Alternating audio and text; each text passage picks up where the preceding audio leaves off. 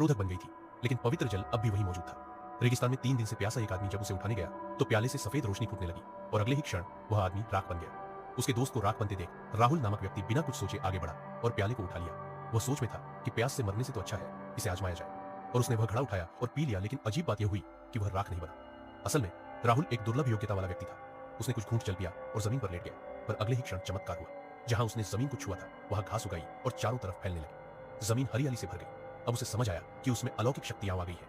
वह हैरान रह गया यह देखकर कि जो विदेशी बेलें कभी धरती पर छाई थी वे अब रंगहीन हो चुकी थी और हल्का सा स्पर्श करते ही चूर्ण बन रही थी। यहां तक कि भयानक एलियन रोबोट भी निष्क्रिय पड़े थे। पहले तो लोगों को लगा कि इंसानों ने एलियनों को हरा दिया है, लेकिन सैनिक खुद नहीं जानते थे कि क्या हुआ। तभी अचानक एक और एलियन रोबोट सामने आया जिससे लोग डर गए। लेकिन दाशान, एक अन्य व्यक्ति ने देखा कि कौवे अब आराम से उसके ऊपर उड़ रहे हैं। इसका मतलब था कि उसका डिफेंस सिस्टम नष्ट हो चुका है। उसने तुरंत यह खबर कप्तान को दी और फिर उन्होंने हमला करने का आदेश दिया। और जैसा कि उम्मीद थी, यह रोबोट अब कमजोर हो चुका था। कुछ ही मिनटों में वह नष्ट हो गया।